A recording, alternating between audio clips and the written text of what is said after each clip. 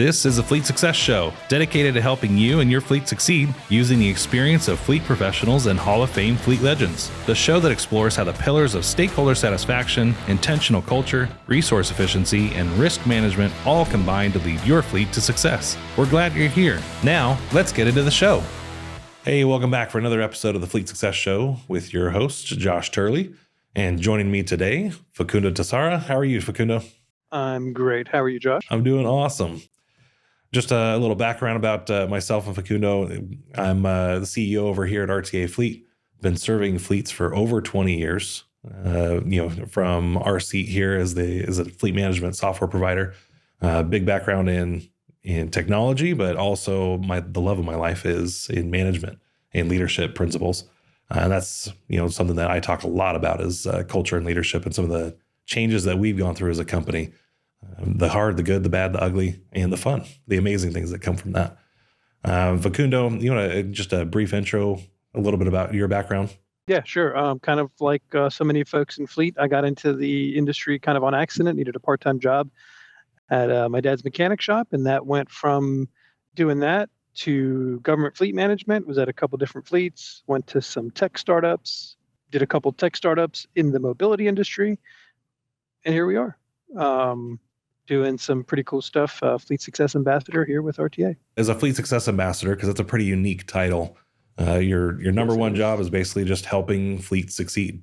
We're working with different customers, our customers to do a bunch of different things, whether it's customers that I'm specifically working with or other projects with other customers. So yeah, lots of different things. Yeah, basically just give them helps, tips, anything they can do to work on what's next. And not full on consulting, but definitely in the vein of like coaching and having a mentor and, just trying to make sure you're getting the most out of the system, which is, what a lot of us are trying to make sure we do. So today's episode, we're going to go through and this is something interesting that you started up recently. We wanted to kind of highlight that and talk about this Fleet Success book club that you've started. So tell me, how did this get started? What was kind of the seed for this idea? What happened? Yeah, it was, I was visiting the office and I had asked Chantel for something, and I was walking through in the front desk, and I opened one of the cabinet doors and I was like, oh, what is this? And it was just a bunch of blue that I saw. And I was like, these are a bunch of books. And then I asked somebody else, I was like, what are these books for? They're like, it's for people that order them. And I was like, in that moment, it hit me. I was like, I can start a book club. And it kind of came from, the way fleet management works, right? Or the events work really is there's always trade shows, they're always similar. You can always learn stuff from trade shows, but it's always the same, I guess, at the end of the day. And so I wanted something different. And I've been wanting that since I was a fleet manager. And I was like, this is it. This is the opportunity to do something different. And so I was like, let's do a book club. So I basically took a selfie with the books behind me, posted it on LinkedIn, and said, hey, who wants a book, and let's do a book club. And then I remember I posted that picture, went into a meeting, and then I went back to where I was sitting for the week. And then Ryan comes out of a meeting. He's like, hey, did you see that post? There's a bunch of interest. I was like, I haven't looked since I posted it. And I think there was like 20 folks that had responded like, yep, I'm in. And so it ended up being pretty interesting. A couple different groups. We split it in. There were so many folks that I didn't want to have too many in one. So I basically had about 7 in one and 8 in the other. And it was 4 different times that we met. We'll talk more about that, I'm sure, as we continue the conversation. You see all these books, you post it online. Hey, who wants a book? And let's start this book club. Have you been part of a book club before? Never. I've only seen Oprah talk about it. And so you're like, I want to be like Oprah. Yeah.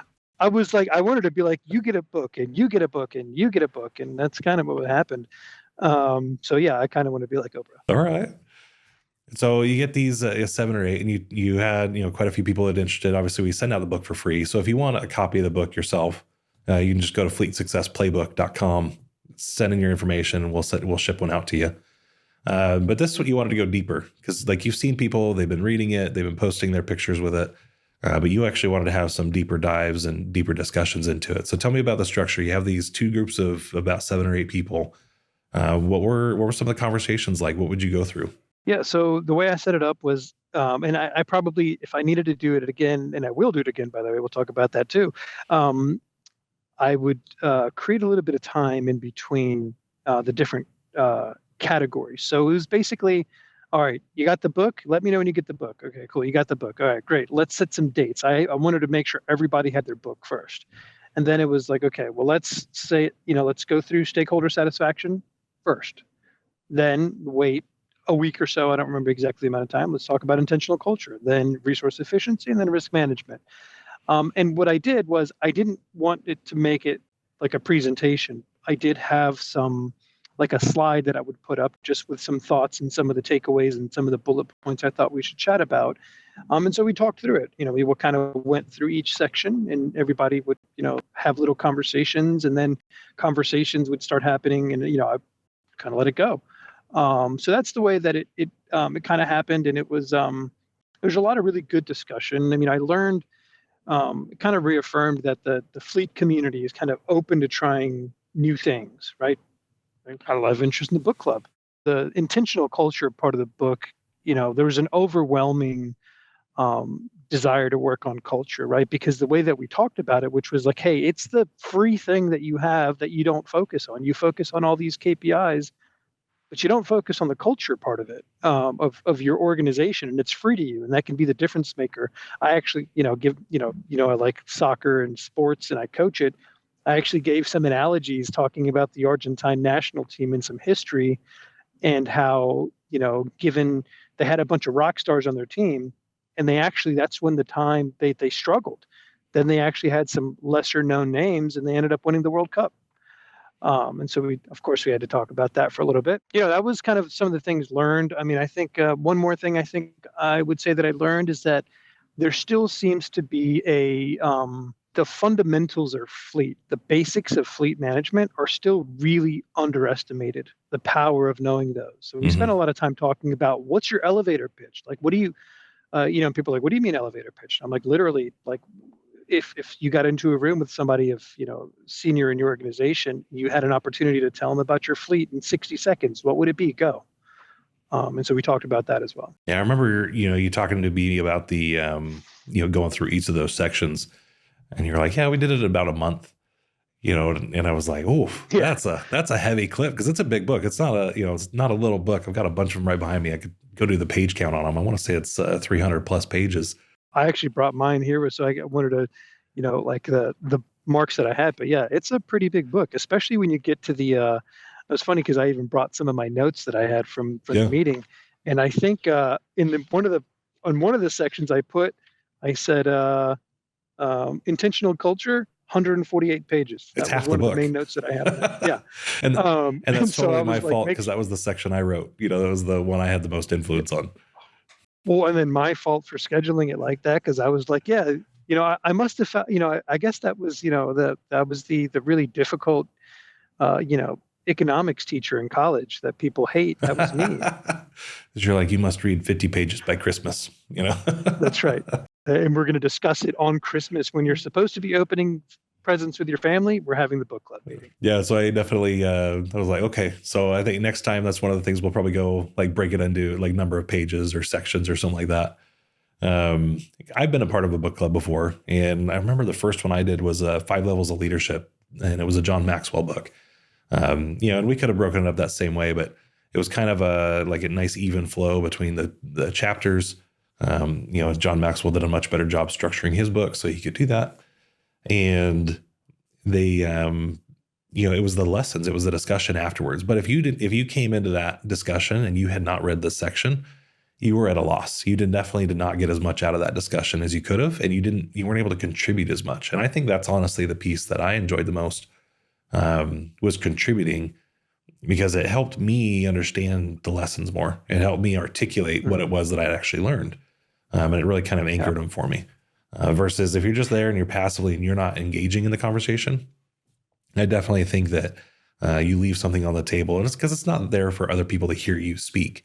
What it is for you to hear yourself speak. And I think that actually is a big part of learning. And the other thing, it was, there was a, sometimes when and it could be a room full of anybody in any profession, right? Sometimes people are scared to share stuff or, talk about their things that they've done wrong. And I was like, look, like we're here to help each other. And there's a lot of different conversations that happened. And one of my favorite moments was, um, we were having a conversation, I think, about service level agreements. And Craig from Beverly Hills was like, "Hey, I have a service level agreement," and he was like, "Well, let me send it to you, to Chris in Charlotte." And so, it was just this information exchanging hands, and they're like, the documents, and then also there was, I think somebody else was like, "Hey, I want it. Can you send it to me?" So there was a lot of good discussion, and like you said, if reading the sections, there's a lot of interesting things in the book that I really connected with me.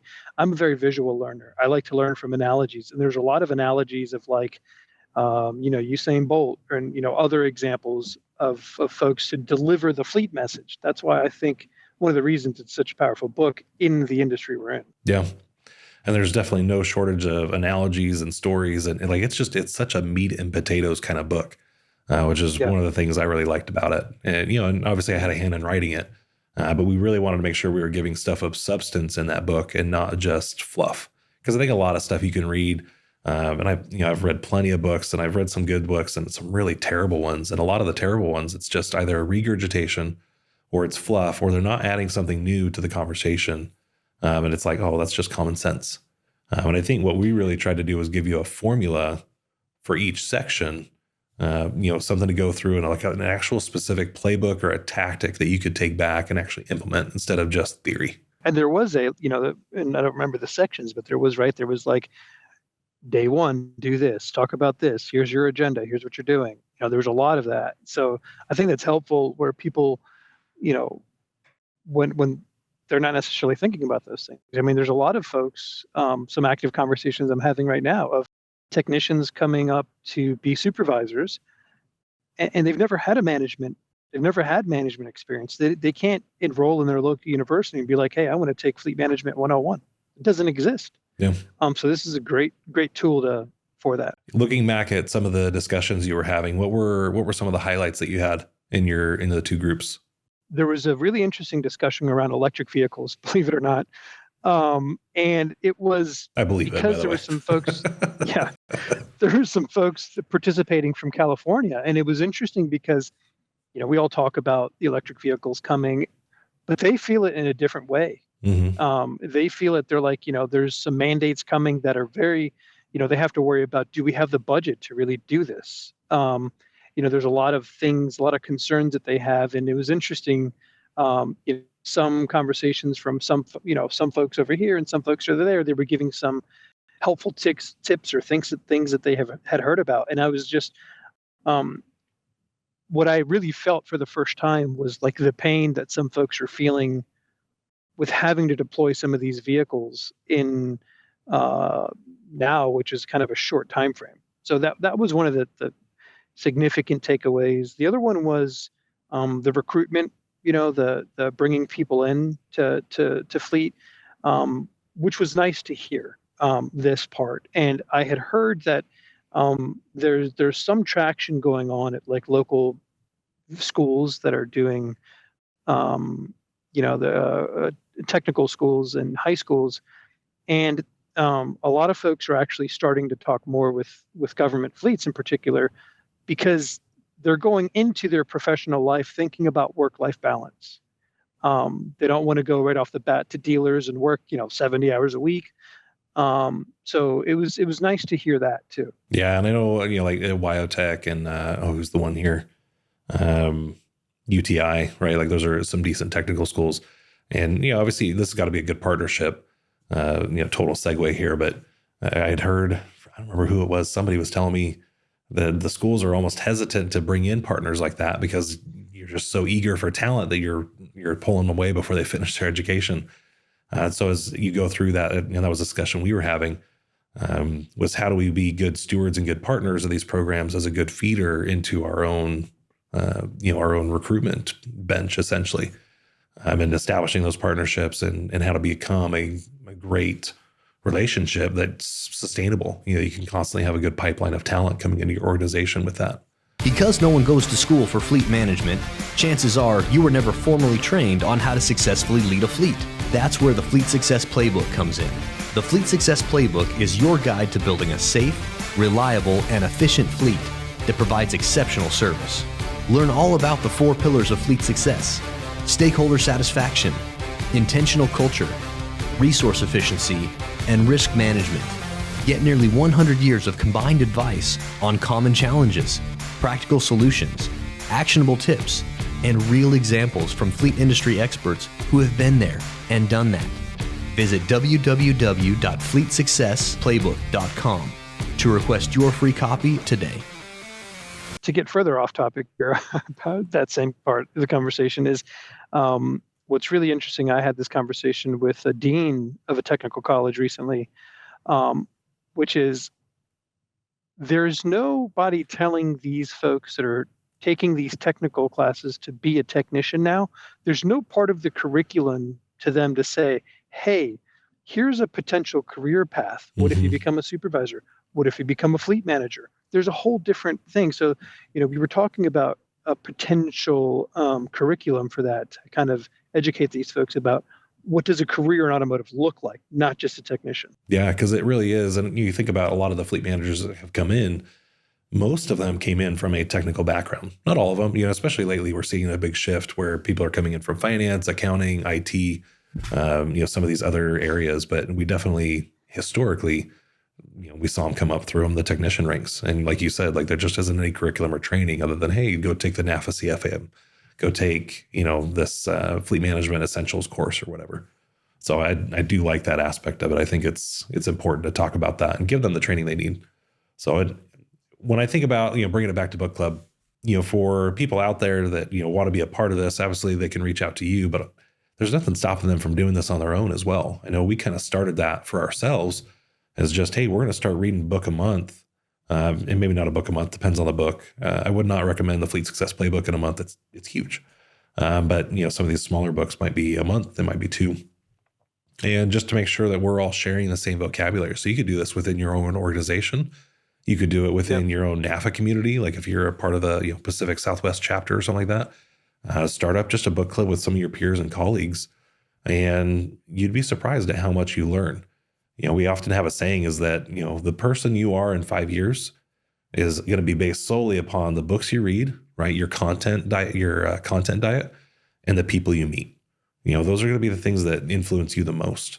And so what a great way to combine both of those into one setting and just learn from each other and learn different perspectives. A couple other things that I'll mention about the book club. So when it started, I kind of shared with people like, well, here's my purpose. Here's why I did this, kind of what I talked about earlier. Like I want to create a different way for folks to, a different platform for folks to learn a little bit more and, and talk about management specifically in the context of a fleet. But we did also talk about, well, what does Book Club 2.0 look like, for the folks that have already talked about this? We're actually going to do it again probably in the February timeframe for the Fleet Success Book Club. So if you're interested, check it out. Let me know. But we've talked about looking at other books, Lencioni books, Collins books, Jocko Willink books, the 21 Laws of Leadership. There's couple other ones. And so there's a lot of interest of sharing those books. And then, those folks would go out and purchase them, we'd read them, and then we talk about them in the context of fleet management. And like you said, we can do this remotely, or they can start local groups. There's a lot of opportunity through, fleet organizations, local, regional, to be able to do that. Yeah. And it's, again, if you're interested in joining that, I would hit up LinkedIn and go find Facundo on LinkedIn, connect with him. Follow him and just send him a DM real quick, and say, hey, I'm definitely interested in doing that. Like I said, the book is free. So fleetsuccessplaybook.com, you can go grab it there. What was interesting to me is like, nobody asked you to do this. It was the most organic thing I've ever seen in my life. You were just like, hey, can I do this? In fact, I don't even know if you asked permission. You just were like, hey, by the way, I'm doing this. It's like, perfect. Go for it. I think there was a moment where I was like, wait, are these free? Because after I opened them, I was like, what am I going to do with these?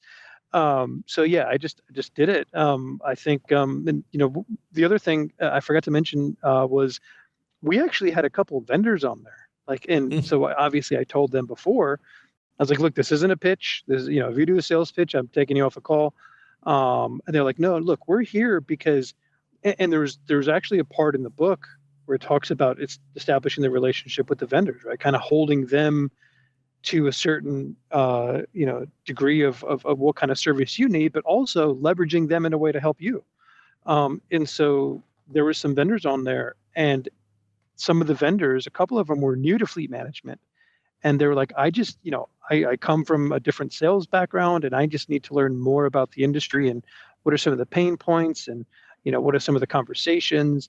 And this was a great way for them to do it. And so, it worked out, and it's open to vendors as well. Of course, if you give a sales pitch, I'm cutting you off. But that was, I thought, the other interesting thing too, because they actually brought some interesting perspective from previous experiences that they shared as well. Well, and even being a vendor, a lot of the feedback, especially on the public side around culture, is just very different. Well, and I used to get feedback about that all the time is, Josh, you don't get it. You're in a privately held company. You're the boss, so you can do whatever you want and get away with it, which is not true, by the way. I still have to, follow the rules, so to speak. But what they have to bring is kind of that unification of, hey, I've been in public settings, I've been in corporate settings, and I love seeing the mashup of those things because we do get a very different perspective from a corporate side versus a public side. It's one of the things I like about NAFA is it kind of blends both of those worlds together. But it's fun seeing the perspectives, and that's what I like about book clubs. When you told me you were doing this, I actually thought back to, we had offered a class at Connect. Oh, this is years ago. It's probably 2017, 2018. And this is right when I was really getting into my leadership journey. And so I had been just digesting books left and right. And like I mentioned, I'd been part of this John Maxwell book club. And I had the idea of like, well, what if I just did a session on some of the things I'm reading? Because I really love this stuff and I want to talk about it. And so I think I picked like 3 of my favorite books that I'd read so far that year. And we just did a little session on it. I maybe had 10, 12 people in that room. But I remember going through it and just talking about some of the lessons I learned from it. Other people are like, oh yeah, I read that one too. This was one of my favorite moments from that book. But a lot of people in the room had not read either of those or any of the 3 books that I mentioned. And immediately, one of my things was I wanted to give away books. So I brought 5 copies of each. And so as people were answering questions, I was giving out copies of these books. That's not cheap. They're $15 a pop. But it was a really fun way to kind of give back. And somebody afterwards says, what you should do, Josh, is it would be amazing if you could do a deep dive just on each one of these. And I don't even remember the books. It was probably 5 Levels of Leadership. It might have been Extreme Ownership. I'd have to go look at the slides. But that gave me the idea of, okay, well, next year, let's go and do a whole track on leadership and leadership development. And so that following year we did 5 Dysfunctions of a Team. We did Ideal Team Player, Death by Meeting, Extreme Ownership. Oh, and I can't remember the 5th one, but we did 5 or 6 of these. And that, I've told this story before about like how we got into the Fleet Success Playbook and how we launched the Fleet Success category. Why we talk about culture so much is that session, somebody came up to me afterwards and she's like, you have no idea how much I needed this. Like everything you just said, if I had 2 people that session, they came up to me. One of them was from town of Queen Creek and she's like, we don't get this. We don't get this kind of investment. We don't get this kind of training. And like, this is incredible what you're doing and you need to keep doing it. Somebody else came up to me and she's like, I've been really struggling with one of my teammates. With one of her direct reports. And she's like, and I have not known how to have that conversation, but because of you and because of like what you just taught me, she's like, you changed my life. You just made this so much easier. And now I'm going to go home and like, we're going to have the conversation and I'm going to do it in so much better of a way than I was about to do it because I hadn't gotten this training before. And those 2 things, those 2 conversations unlocked for me was like, we need to do more of this. And that's why we wrote the book. It's why we launched a podcast. It's why I get up on stage and I talk about intentional culture a lot. And so for you to come around, it was like really cool to see this moment where you've gone full circle, where we started this whole thing because of a little book club as a little dinky session at Connect. And now it's like, we've got this book and you're running with, groups of 7 and 8. And I only imagine that thing's going to get bigger and better. Governments, of course, they've got human resource departments. So when there's an issue with a employee or whatever, they just, they take care of it. And when you need to hire somebody, HR takes care of it. But then you get all these candidates that are like, oh, I wish that I had known X, Y, and Z. A lot of the lessons and the things talked about and humble, hungry, smart, the things to look for in an ideal team player. I mean, they're super important. And now, fleet managers, maybe they, I had the luxury of when I was a fleet manager, I was very active in my hiring process. But there are some, and I'm sure you've heard of it before, where it's just like, they do the job posting at HR, they interview the people they bring in, and they're like, yeah, I hired this guy. He says he used to, work in his backyard. He's got a, tool set he bought at Sears, 35 years ago. We brought him in. Okay.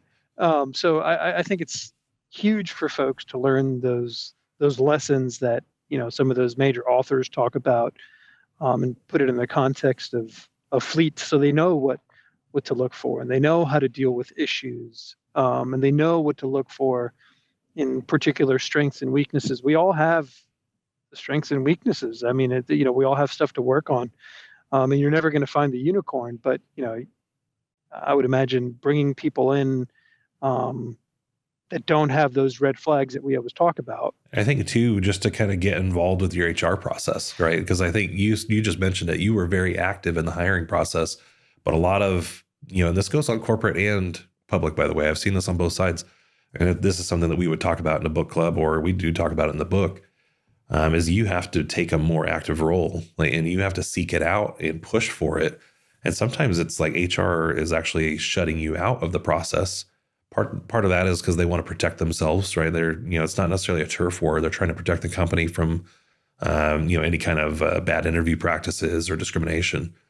But at the same time, by excluding you, they're also shooting themselves in the foot, because now you have no control over the culture.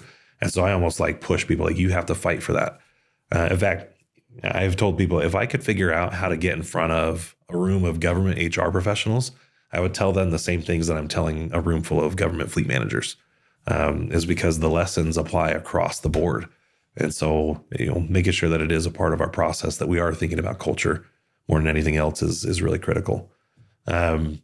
Yeah. But these are the kinds of things like, how do I do that? What are the discussions that we have? And having a peer group and having a group talking about these things in a book club type setting, or even, if it's an AFA chapter community, whatever, Fleet Pros, any of the associations that are out there, these are the kind of conversations we need to be having. And we love that, the book club is just one more avenue that we can do that we have a shared common language to talk about things.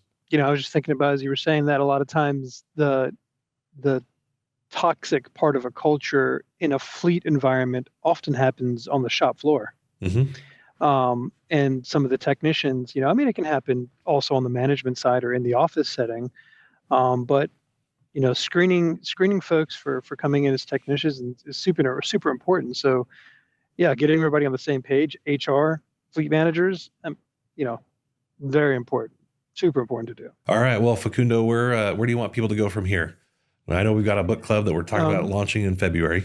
Yes. So 2.0, I've had folks reach out already like, hey, I've got my for example, the fleet manager did it, and I sent them more books because now they want their supervisors to do it. So kicking off 2.0, probably in February at some point. I would say space is limited, so act fast, but that's true, because I've got at least 10 that I know of that are ready to go for the next one. And I don't want to get the groups any larger than 10, because then it's potentially a bunch of people talking and we get nothing done. But go to the website, follow me on LinkedIn, to order a free copy. We can send you a free copy, whether you want one or for your whole staff. We can make it happen. Yeah. So, definitely connect with them on LinkedIn. But you do have a full-time job. Unfortunately, your boss expects something of you. That guy, we'll have to talk to him, right? Yeah. But it is, we want to make sure if you are doing this, you're like, hey, come and participate. And I think we've talked about that before, is anything over 10 just becomes unwieldy, because either you have like the discussion just goes on too long and nobody, you have 2 or 3 people that dominate, or, not everybody's able to participate the way that you want them to. So. Yeah. Before we sign off, hey, you didn't say anything about my your beautiful Christmas sweater. And we should have, just gotten it in sync a little bit, because I have a really nice one that I would have worn for you too. Schedule one this time next year. We'll coordinate. All right. We could do better about that. Yeah, well, hey, we just want to say, thank you for everything you're doing. Obviously, this is it was totally organic. It wasn't something we asked him to do, but we love that he's doing it. So, on behalf of the industry as well as us here at RTA, thanks for running this book club. And you definitely don't want to miss out. If this is something you think you'd benefit from, reach out to Facundo. At the very least, follow all of us on LinkedIn. Facundo, myself, Mark. This is the kind of stuff we talk about all the time. And we'd love for you to be getting those messages no matter what. And definitely reach out and go order your copy of the Fleet Success Playbook if you have it. FleetSuccessPlaybook.com. And I will apologize in advance because we're about to ruin your life by educating you on the stuff of that book. You will never look at things the same again, and I'm sorry. So with that's going to do it for us today. Thanks for joining us for another episode of the Fleet Success Show. As always, until next time. We hope you enjoyed the show. If you'd like to help support the podcast, please share it with others. Post about it on LinkedIn or leave a review. Want to learn more about our fleet management software, Fleet 360? Check us out at rtafleet.com. If you want to learn more about having your fleet evaluated by our consulting team, go to fleetconsulting.com.